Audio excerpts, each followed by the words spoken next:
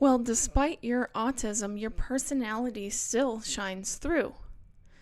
And you see, when they said that, they meant well, but they missed the point. So, who I am and my personality and autism are not separate.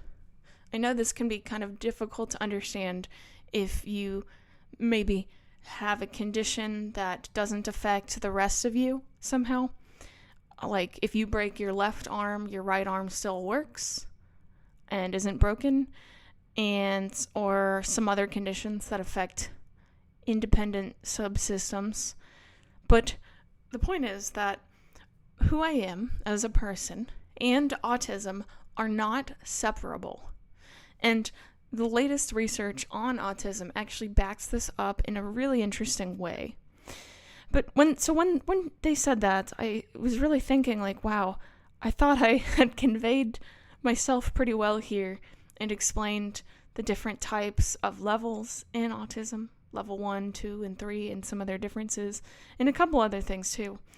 And it made me realize that I guess maybe from an external perspective, people would see autism as something independently of a person's personality.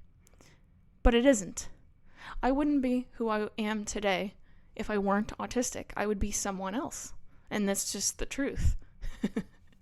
So that leads me into this next research. This was released about a week ago. But I've kind of suspected it from some other studies for quite some time now. So some huge news. First, I'm going to read you the science paper, a little bit behind it, and then I'm going to describe it a bit. So here are their results. Significant biochemical differences were found between individuals with autism, which I don't love that language, but whatever, individuals with autism and healthy controls. Individuals with autism had notably lower levels of EAAT2, in my mind I call that EAT2, KCC2 and KCC1 VD3, like vitamin D, GABA, and GABRA5, especially in the severe group. Altered KCC2 and KCC1 and GABA and glutamate ratios highlighted the imbalance in neurotransmission. The correlation and multiple regression analysis showed significant interconnections between biomarkers. The ROC analysis indicated that all those enzymes have high diagnostic potential. So I'm gonna take that line, this result. This is a huge result, and I want everyone, whether you're autistic or whether you're simply interested in what autism is, I want everyone to hear it because it's fascinating. So this enzyme EAAT2, this is an enzyme in the body and the brain that clears out a neurotransmitter called glutamate. So they found in this study that autistic people had an impaired ability to clear out glutamate. So I'm going to start with that. What is glutamate? Glutamate is an excitatory neurotransmitter. And at different places in the brain, if glutamate spikes, it results in different symptoms or different experiences. One perfect example, basal ganglia, aka motor center of the brain. If glutamate gets below a certain level in the basal ganglia, it gives you this intense need to move or this intense need to try to increase levels. And that the movement is what actually stimulates both glutamate and dopamine in the basal ganglia. Spikes in basal ganglia might also increase a desire to move because you might feel like you have so much energy, you can't contain yourself, and you just have to get it out. And this is kind of a perfect example of how fidgeting can help with both overstimulation and understimulation, because those small, subtle movements can help balance dopamine and glutamate in the basal ganglia for a lot of autistic people. Now, obviously, if there is a strong imbalance in one direction or the other, it's not going to help tremendously. Like Tourette's is a perfect example of that. Tourette's has up to 50% less neurons in the basal ganglia.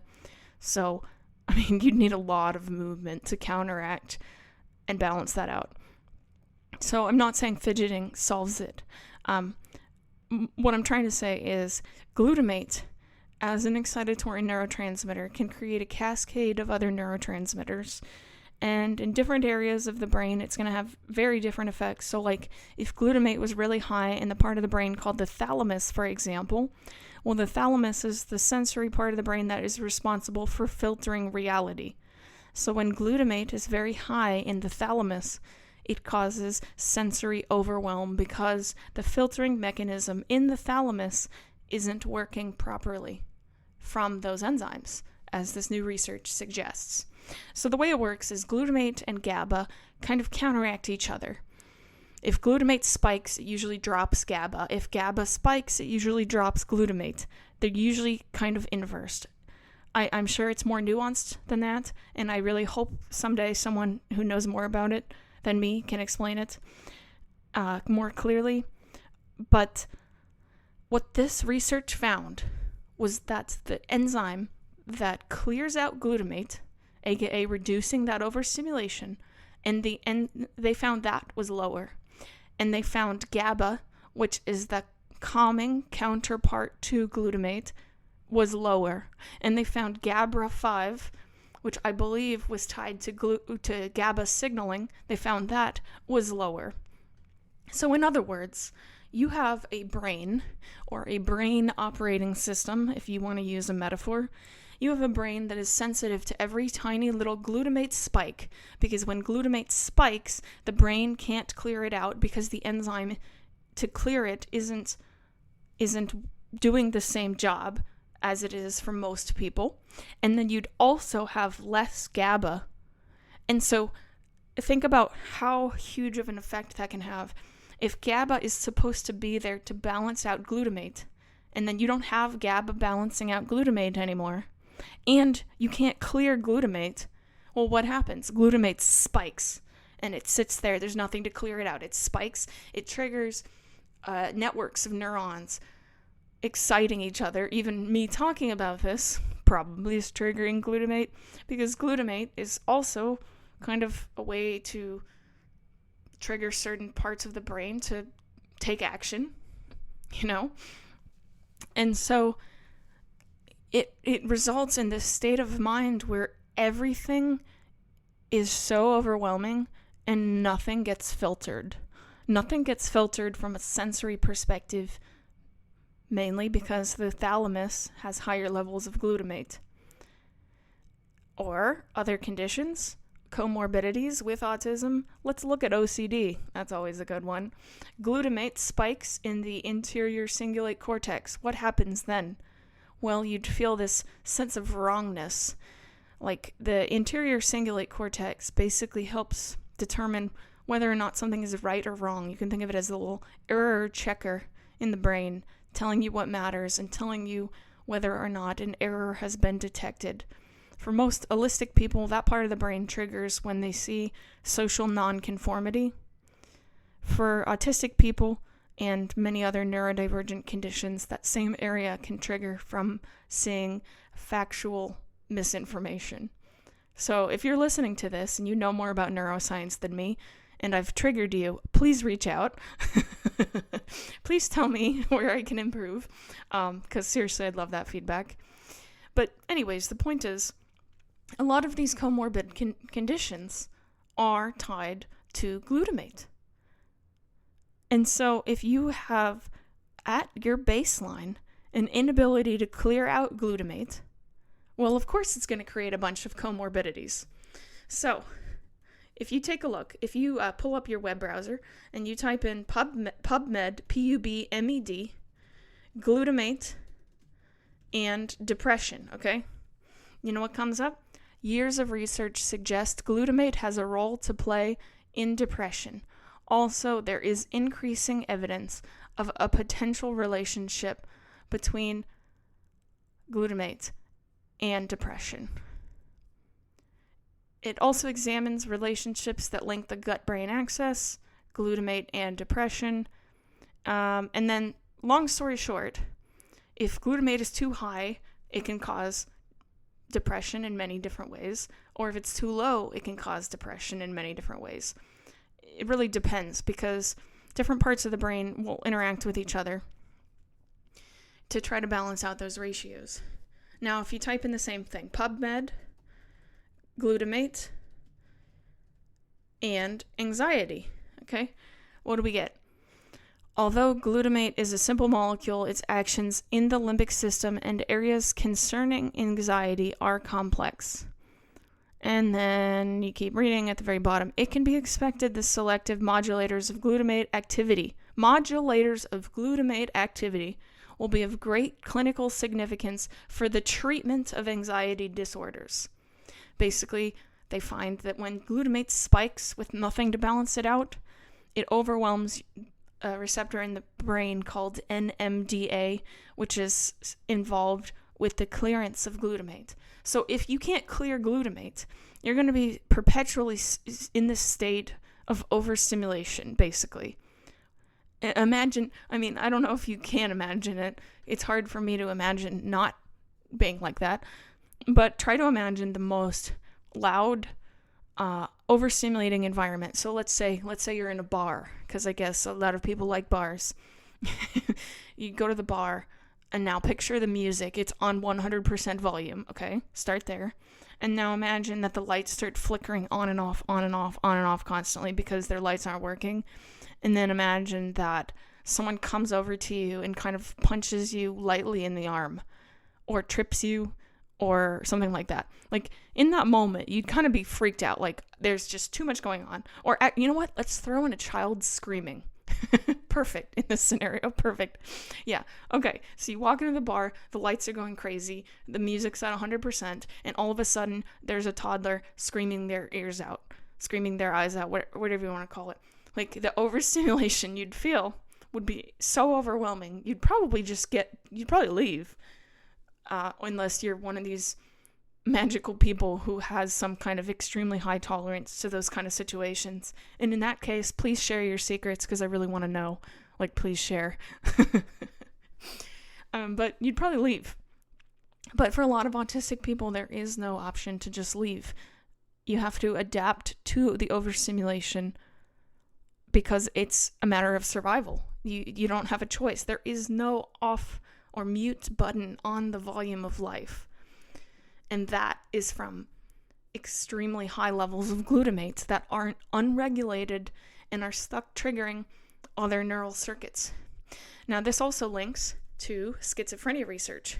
So if you type in Google, PubMed, schizophrenia, and glutamate, well, what comes up? We see the vast 1H MRS literature in schizophrenia has documented trait-like small increases in glutamate concentrations in the striatum.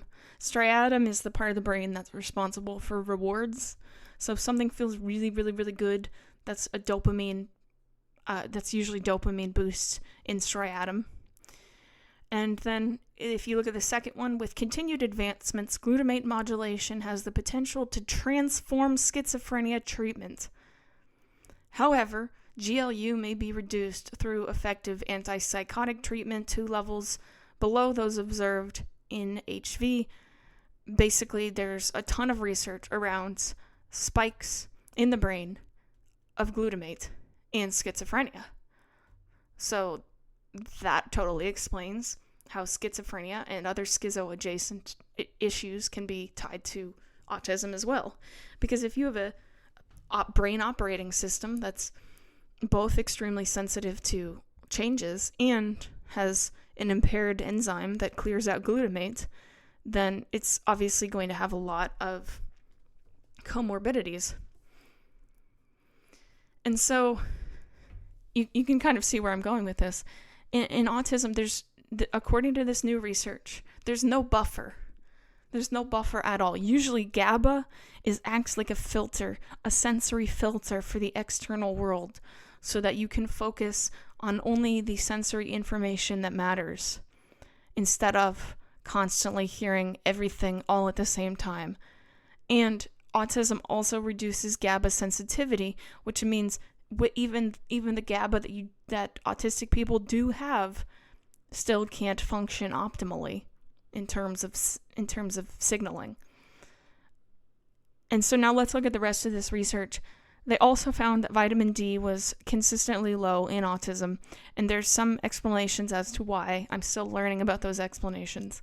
But the fact is, there's tons of research suggesting vitamin D deficiency is way more common in autism than other people. So that's already enough for me to take a vitamin D supplement every single day. I've been deficient in vitamin D before, and I remember starting to feel panicky as the sun went down.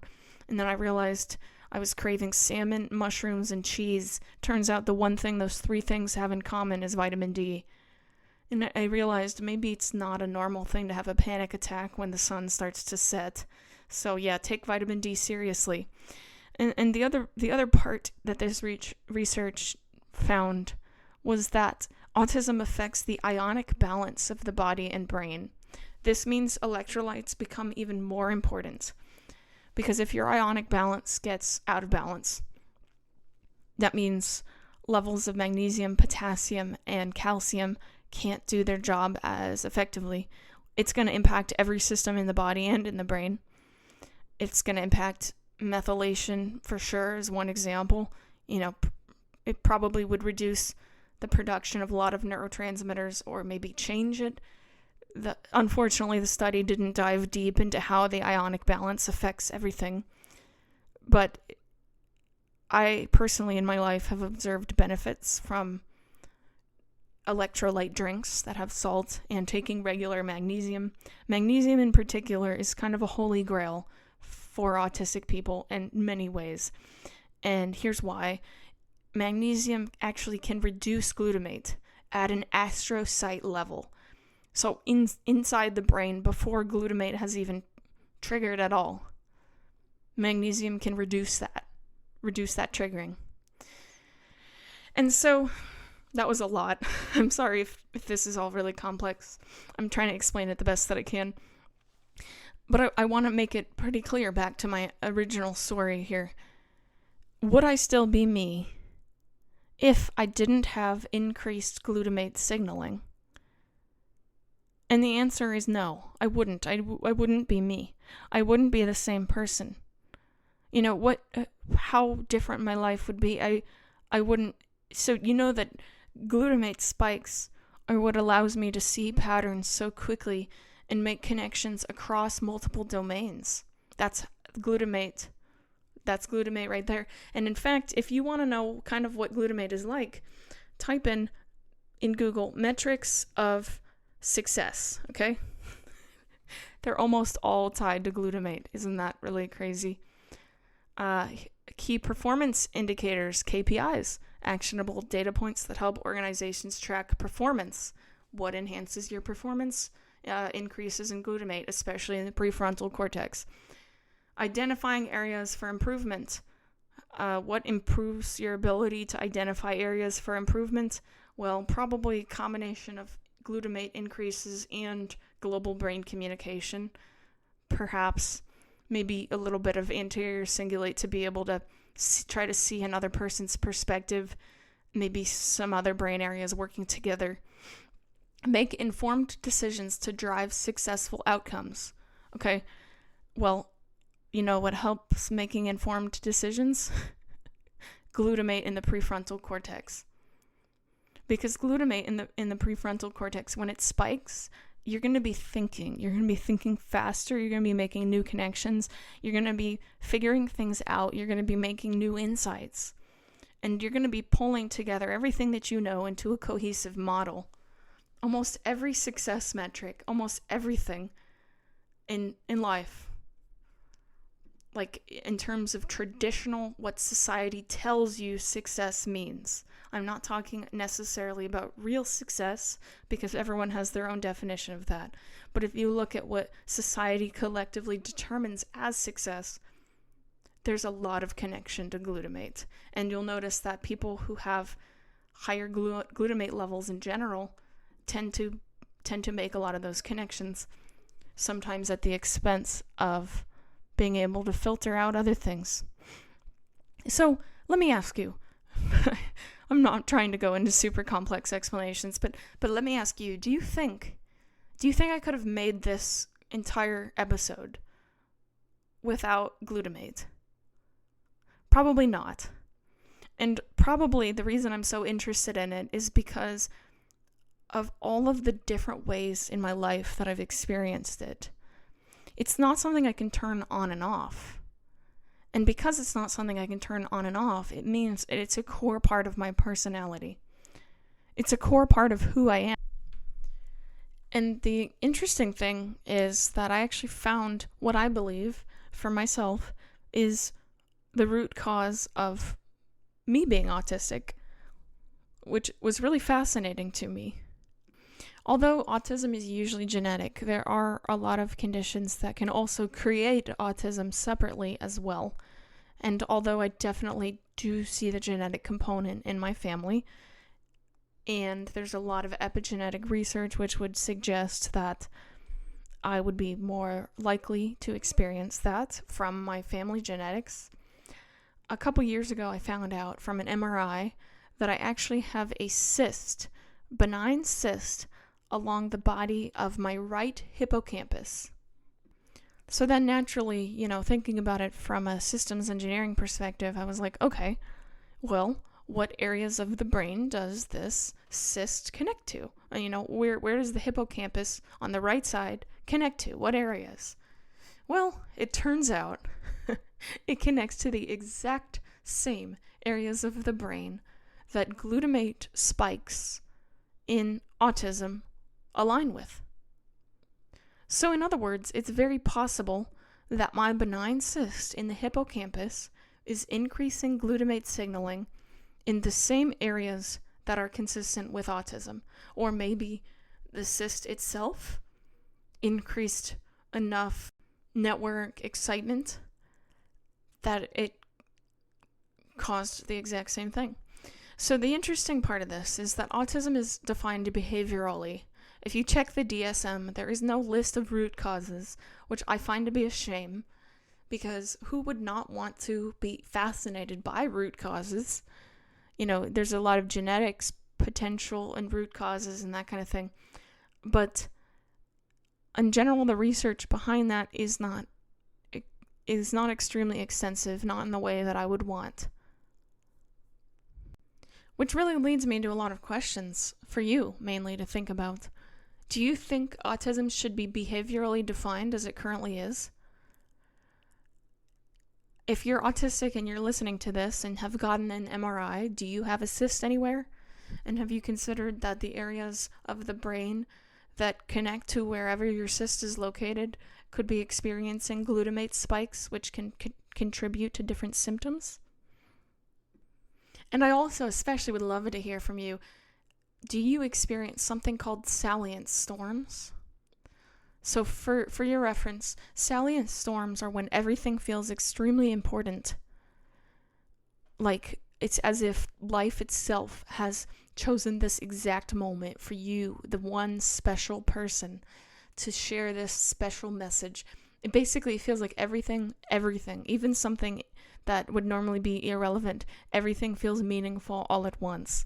And it can feel very awesome and very overwhelming too. Almost as if some sort of religious figure has made you the chosen one or something like that.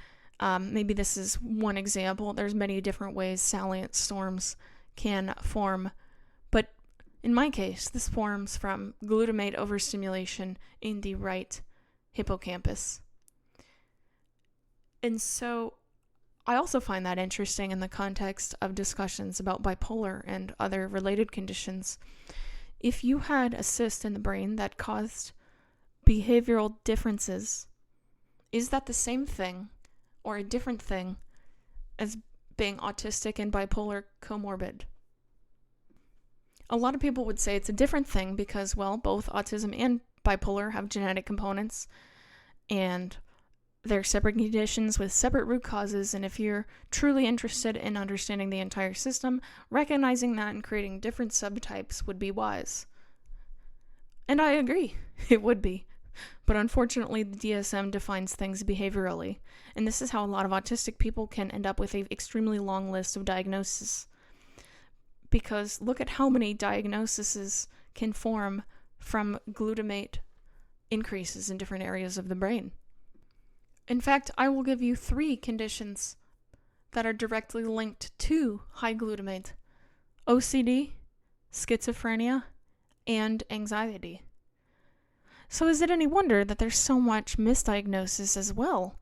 Because if autism itself has a core feature of reduced ability for glutamate in the brain to be cleared, then of course autistic people are going to be experiencing a higher likelihood of ruminations or anxious thinking or anything related to those disorders. Even if we ignore the EAAT2 enzyme, autistic people still have reduced GABA and GABA signaling, which is going to significantly impact that ratio. And then even if we ignore all of that, low vitamin D has a long list of symptoms, and anxiety is a core symptom. Is it any wonder that so many autistic women are just dismissed as only having anxiety?